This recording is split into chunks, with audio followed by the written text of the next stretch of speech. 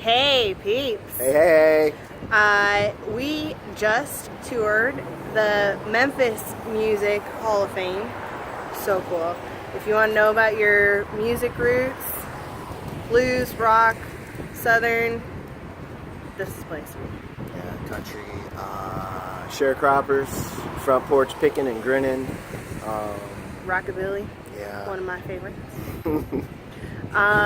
Christopher is in pig shit heaven right now. I could tell you that. The look on his face when we walked out of there was like a little kid in a candy store. So it was freaking awesome. Yeah. So, sorry y'all. She's talking about Right behind us is Gibson Guitars. I don't know if y'all can see his head. Right. Let's see. Oh, sorry. Shabam. Shabam bam. We just walked in to take a peek. Unfortunately, all of their tours were booked up for today, so we couldn't get it tour. Kind of bummed, but we did get to go in and see one of the most expensive guitars that they had. $25,000. Yeah. Holy Hannah! And right next to it was the one for only 10,000. 2 for 1. Yeah. So. Yeah, 2 for 1.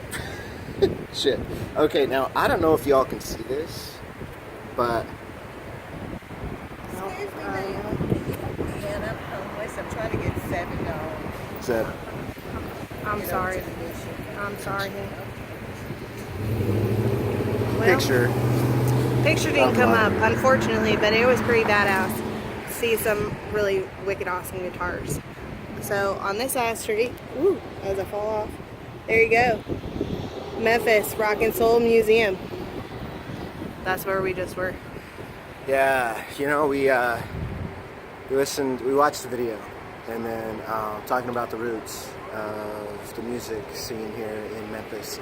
And then we got to go and put on some headphones and listen to a guided tour of the beginnings all the way up until the end, when they started doing urban renewal here in Memphis and condemning buildings, blowing them up, and then building ones that were supposedly even better.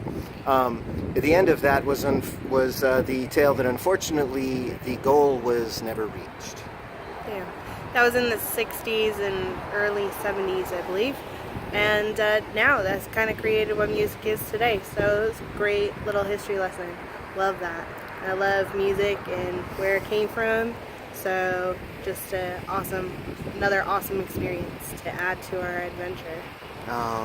You know, we learned about Sun Records, of course, that most people know lots about, and Sam Phillips. Stax Records, which is a little lesser known.